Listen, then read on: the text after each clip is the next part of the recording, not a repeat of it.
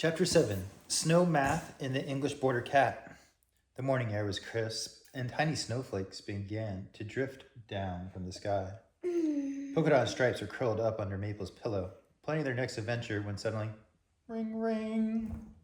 Stripes yelped. She pulled out her ham radio. Squeak! Emergency! Mousie calling! Aunt Mousie. Polkadot's whiskers twitched. Squeak, what is it? Stripes tuned the radio. Mousie's calm voice came through, slightly exasperated.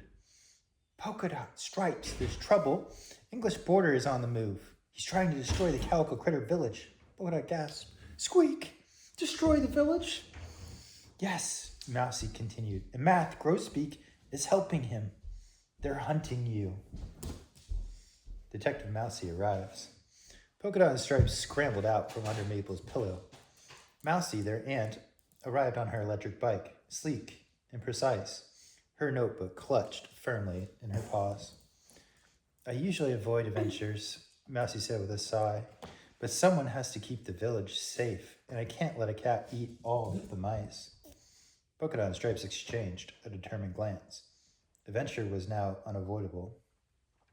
The villainous team, high above, Math Grosbeak was coordinating with the birds, Math Hawk and Math Raven. Grosbeak cawed from the treetops. English border, you take the west trail. We'll trap the mice with confusing math.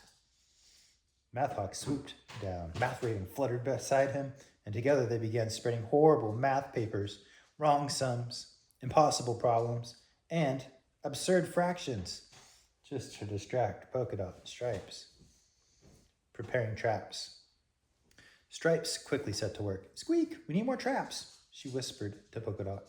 She laid out fake math papers along branches, sticky threads on twigs, and even reflective foil strips to confuse the birds.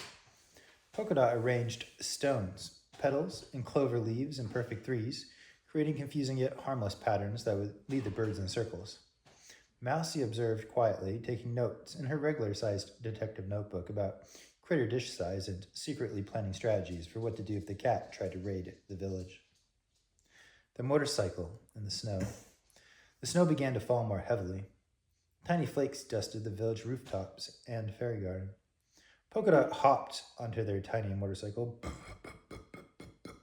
Stripes in the basket, notebook at the ready. Mousie rolled beside them on her electric bike, moving carefully along the trail. Stay away from the busy road, she warned. Even a small critter could be squished in seconds. They weaved through the snow-dusted trees, stopping occasionally to check on traps, watch for bird shadows, and peek at the red roof homes of the Calico Critters. The encounter. Suddenly, a shadow loomed.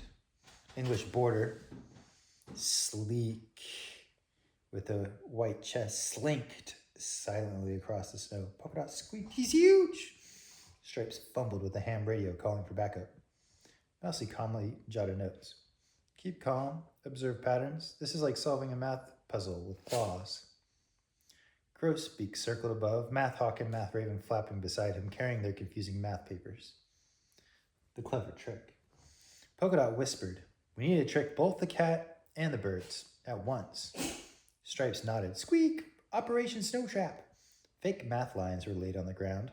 Birds swooped to grab them. Reflective snow crystals from small mirrors shone and dazzled the cat's eyes.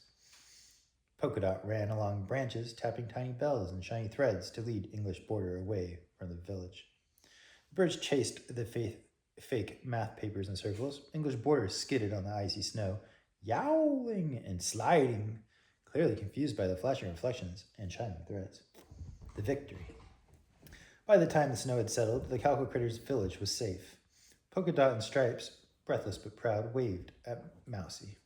You did wonderfully, Mousie said. Even without clothes, I handled this like a true detective. Polkadot twirled her whiskers. Squeak, we saved the math and the village.